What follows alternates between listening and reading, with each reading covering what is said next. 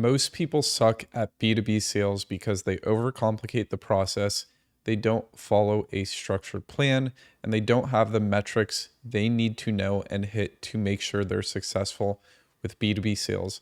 In this video, I'm going to be breaking down exactly how to do B2B sales, and this is learned from working at companies that did $1 million in revenue up to multiple $billion of revenue. Exactly the process that all of these companies are doing B2B sales, the metrics you should look out for, the biggest pitfalls, and ultimately I'm going to be giving you guys a guide on how to do B2B sales. So let's first talk about what is B2B sales. So B2B sales is business to business sales. This is where you're either working in a business or run your own business and you're selling to other businesses.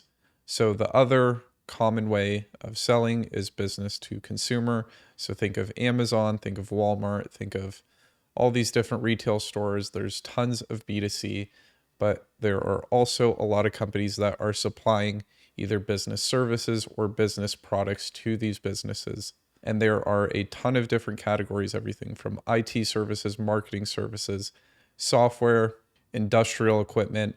There are tons of things that businesses are buying from other businesses, and that's where you're going to have to develop the skill of B2B sales. So now one of the most important things I'll talk about is picking a profitable offer. So there are a lot of companies looking to hire B2B salespeople. You could start your own offer, your own service, your own software to sell. But the big thing you need to understand is if you're selling something to a business, there is going to be a lot of costs just getting a business as a customer. A pretty industry-wide average for cost to generate an appointment with a decision maker in a business usually ranges anywhere from $300 up to a few $1,000s. So if you don't have at least a lot more than that in profit for what you're selling in that service or in that product, you probably aren't going to make it work out. This is why a lot of software companies raise money. This is why if you see marketing agencies that have these huge packages, it's because they have to pay for the cost to acquire these customers. A typical, let's just say, software company, let's say a salesperson is able to generate 10 of their own meetings with decision makers per month. And let's just say 2 of those meetings close, so 1 in 5, and they're getting paid anywhere from $10,000 to $20,000 per month. You could do the math on how much each appointment is costing them and their cost to acquire the customer. Let's just say for simple sake, they're getting paid $10,000 per month and they end up closing 2 deals.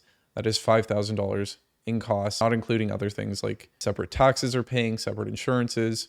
So the cost could really add up. So you need to find a profitable offer. Usually offers that are really good are ones in software, other industrial equipment, but whenever you have a really big barrier to entry to the product you're selling and there isn't that much competition and there's a lot of demand and it solves a painful problem, that's usually a pretty good sign of a good offer. Now you can make it work with all types of offers. I'm just telling you what works usually the best. Now that I talked to you about what an offer is, we'll talk about your next thing, and that is building out your ICP. So ICP stands for Ideal Customer Profile. And what this is building essentially a framework of the people you're going to be reaching out to and trying to set meetings with. There are 3 or 4 big things that are super important that you're always going to be focusing on. First is industry. Usually you want to, if you're selling something brand new, focus on just one industry and then expand into other industries. If you're just going after every single industry, you are not going to be well versed in talking about their problems and how your solution might help them out. So focusing on one industry is probably the best idea for selling your product or service. The next thing is going to be size of the company. And there's going to be 2 big ways of really calculating that: employee size and size of revenue. So a lot of these data tools I'll show you, they will show you revenue. They might not be super accurate, but a lot of times they're pretty up to date and pretty accurate on what you should be going for. And finally, the last thing is the titles you're going to be selling to. So there's going to be usually a few different tiers in a company. There's going to be managers, there's going to be directors, there's going to be VPs, there's going to be C-suite. Really just depends on the size of the company. And you want to be realistic on how your product or service competes against other people. Obviously, we want to sell to the C-suite of Fortune 500 companies, but if you don't have a track record of selling your service to other similar companies, or your product doesn't really solve their pain in exactly the way it should be, maybe there's better products out there, then you're not going to be realistically selling to that C-suite of a Fortune 500. Maybe you need to start off in small businesses, selling to owners, and then working your way up, building your product or building your service and building your customer list to start selling to these businesses that are going to be bigger, that could definitely be more profitable. Now, after you built out your ICP, and I'll just make an example one. Let's say I am starting a marketing agency and the niches I'm going after are home service companies with 25 to 100 employees. And I'll be selling to either the business owner or the VP of marketing, director of marketing, or marketing manager. That's an ICP you could start targeting right now, who probably has pretty high demand. Obviously, if they want more jobs, they're going to have to market more, and could be something that could be super profitable. That's just an example one I'd build out if I was starting a marketing agency. Now, the next thing you're going to want to do is buy data, and I will go ahead and pull up my computer and show you a few of the popular tools and kind of how these work. So now that we're in my computer, I will show you all the different data tools I would use, all the way from free all the way up to the most expensive tool. So I really don't recommend using a free tool, but if you have to, there's going to be really two options: Google Maps and Yelp. This is going to be good if you're selling to super small businesses. You know, you want to sell to the owner with a few employees.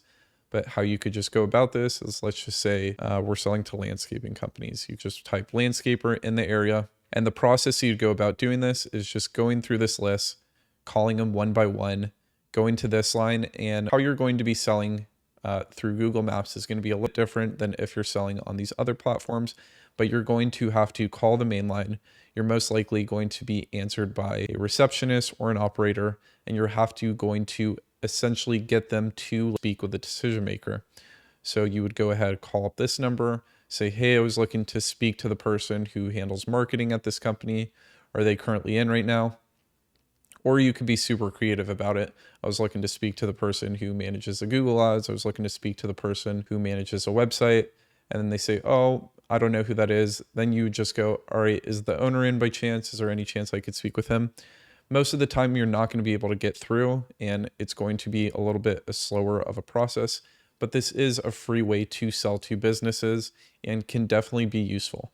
A lot of people, you'd be surprised, are willing to let you speak with those people in the business.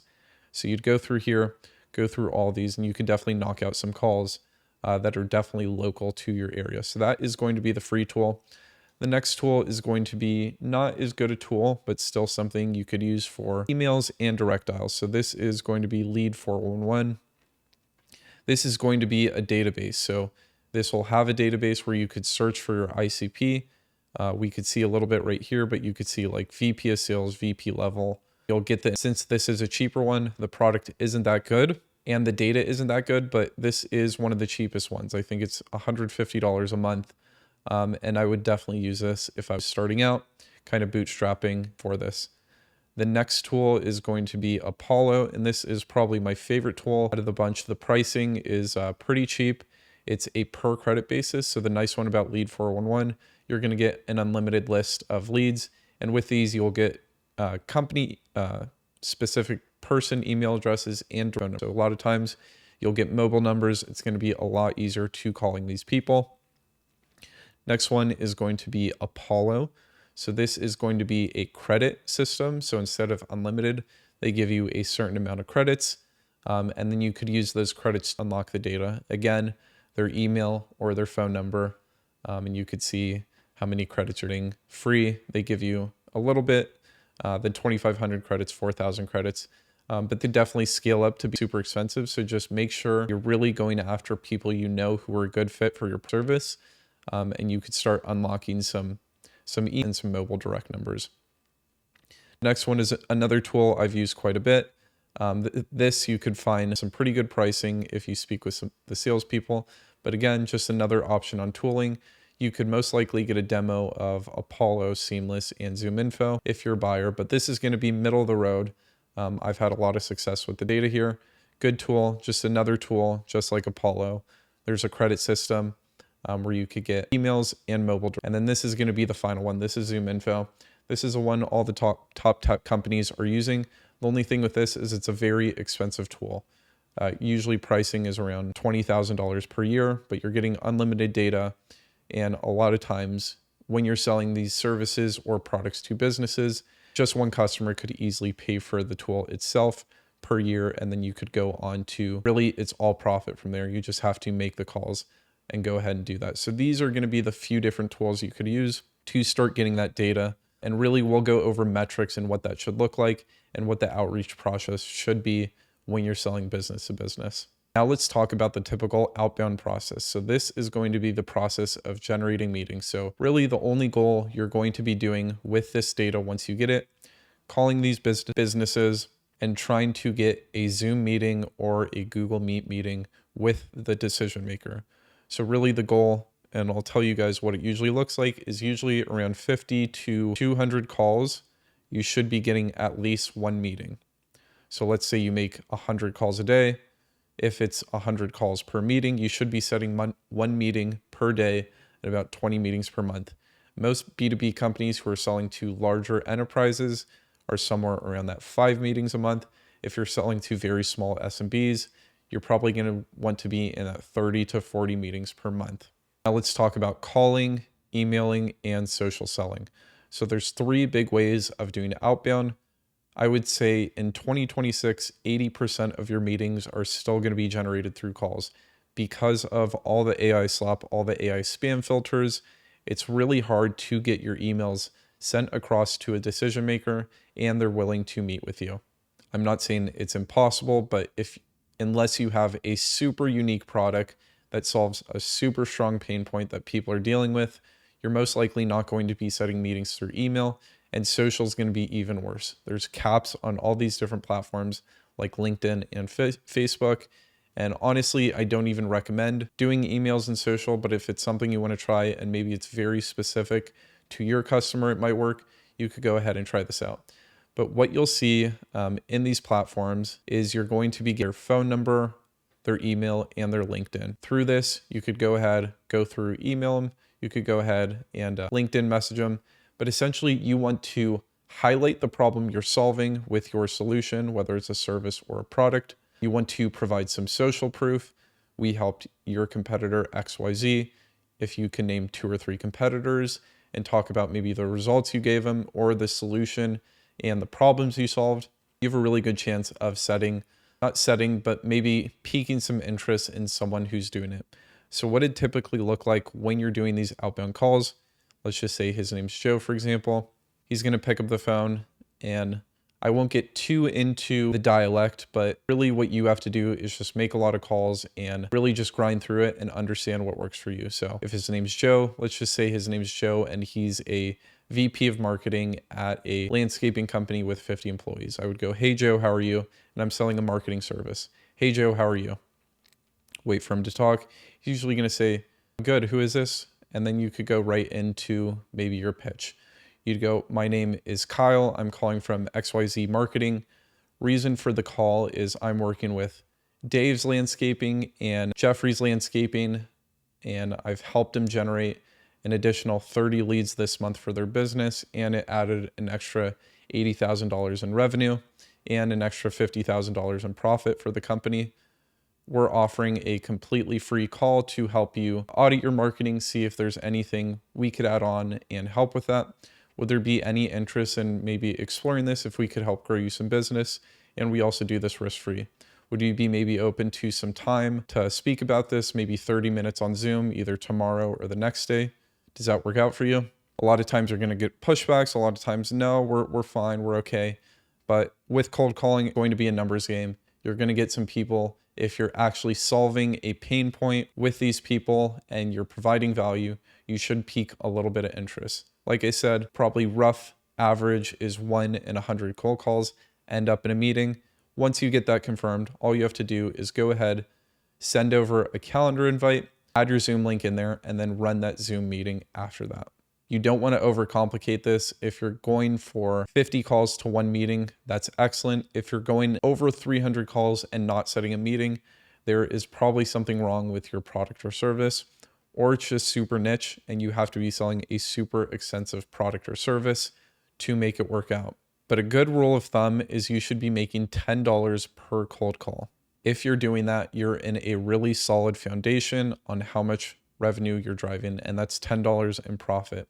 So if you're making 100 cold calls, that would be $1,000 in profit for yourself or the business or the job you're working. Now, once you get someone to agree to that meeting, what you're going to want to do before that meeting is you're going to want to qualify them. There's 4 main things, and qualification could be a whole hour-long video in itself, but there's 4 main things you're going to want to focus on. Making sure they have budget, making sure they have authority. So budget just means they're willing to invest in the business, they're able to invest. There isn't any sort of budget freeze. Second is authority. So this is they're willing to make decisions. Third is a need, and this is showing any sort of pain or interest in the solution. And then fourth is timing. There isn't anything they're trying to push off for a few months, but you just want to make sure you understand those 4 things. So let's just say they agreed to the meeting. Then you could be like, perfect. I just want to ask you a few just to make sure this is something that makes sense for the both of us. And these questions might seem a little awkward, but really you're saving yourself a ton of time and headache by asking these questions. And you could actually be pretty direct, and most people are going to be willing and pretty honest about answering these. So first thing I would start, what are you guys currently doing in terms of marketing? What kind of piqued your interest just based on what I said? And this is where you'd qualify a little bit for the pain or need. And then you go, perfect. If this is something where it really looks like we could help your business, it looks like it makes a lot of sense. Are you able to make decisions, or do you need other people involved? How would that work out? And they'll either say, no, I'm the one who could make decisions, or it would be me and the business owner. Right there, you're going to want to loop in the business owner and really try to get it out of him. Is there any chance we could also get the business owner on this call when we do the meeting? And that'll, again, be a 50-50. It just depends on the company you're selling to. So now that we have need and authority, next thing I would just ask, are there any reasons why maybe you would push this off right now? Or this would be something, it would only make sense in like a few months? Or if this kind of makes sense, would it be something you'd like to explore kind of pretty soon? Again, you're going to get a bunch of different responses, but this is just kind of qualifying the timing part. And then the last budget is, you could either do it a few different ways. You could say, typical packages range from 5,000 to 20,000. Any hesitancy in that? Or you could say something like, is there any budget freezes on the company, or are you guys kind of ambitious looking for growth? That would be the few different ways I would qualify for budget, but there's a few different ways you could give them either a range, or are you guys looking to solve this problem now? Are you looking to fix this solution right now? But really, you just want to make sure, and you'll learn this with experience. Probably if you're doing your first couple meetings, it might not go the best, but with experience, you will start to learn what a really good opportunity and a really good meeting will look like in your business. Now that you've set a cold call, you've qualified that, you make sure they're a good meeting and they agreed to a time, let's just say tomorrow at 11 Eastern, send over that calendar invite with the Zoom link on there, what you're going to want to do, and I'll walk through the typical sales process for a lot of businesses, is you're going to want to call that morning of that meeting and go ahead and confirm it again. And then I'll talk about the specific sales process that is pretty typical for any sales process. There's really going to be 2 parts of any sales process. There's first, that is discovery. And this is really understanding a little bit more about their current situation, learning about their pains, qualifying them a little bit more about their decision-making process, how they buy, their budget, what they're doing, what's working, what's not working. Really just trying to uncover pain, uncover their current situation, and seeing if our product or service would be a good fit. If you're selling to small businesses, this could be a 10-minute process of discovery. If you're selling to a Fortune 500, this might be multiple stakeholders and it could be 6 separate meetings. It really just depends on who you're selling to and how you're selling to them. Then after the discovery phase is really the value showcasing phase. This is where if you're selling a software, you're demoing the software. If you're selling services, maybe you're demoing a presentation. If you're selling commercial real estate, maybe you're touring around the building. But this is just really demonstrating the product, the value.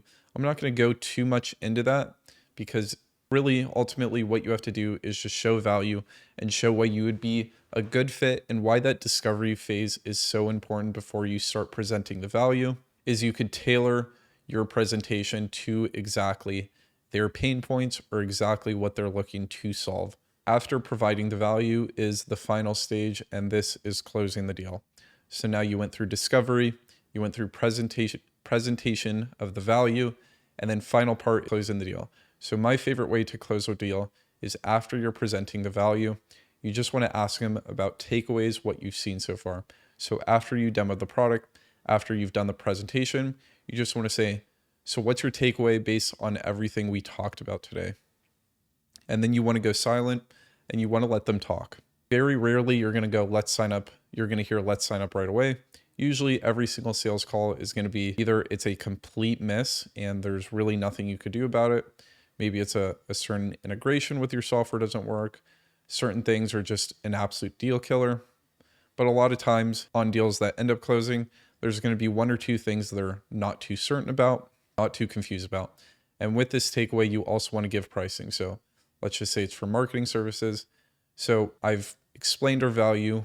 What we feel like is the best solution for you is going to be our $5,000 a month package.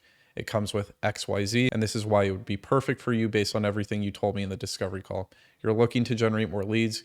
You want something more automated. You want something more qualified. And this is exactly how we solve it. We do it through paid ads. We have a strict qualification process, and we do it on demand with weekly leads that are going to be coming into your business. Typical package is $5,000 a month. What's your takeaway on this pricing? Once you say the takeaway, they might come up with a few different things. But really, your job after that is to those few objections, solve those few takeaways. If it's something like, how does account management work? How do we make sure we're getting an ROI? You want to be good at answering those questions and really giving buyer the confidence. So let's just say, how do we make sure we're getting an ROI with this service when selling marketing services? We're going to say we have a performance guarantee. If we don't hit your specific metrics in 30 days, we'll give a full refund.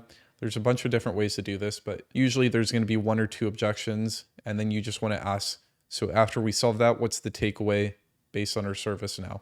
And you're going to want to keep on figuring out and handling those objections until they ultimately cross the finish line. And then that is where you get to the payment portion or getting the contract signed. If you're selling something where it's payment, you could either take it directly on that Zoom call, or if it's something like a contract, you could send them out the contract and then you want to get confirmation when the contract will get back. So let's just say it's a 12-month, $5,000 per month package.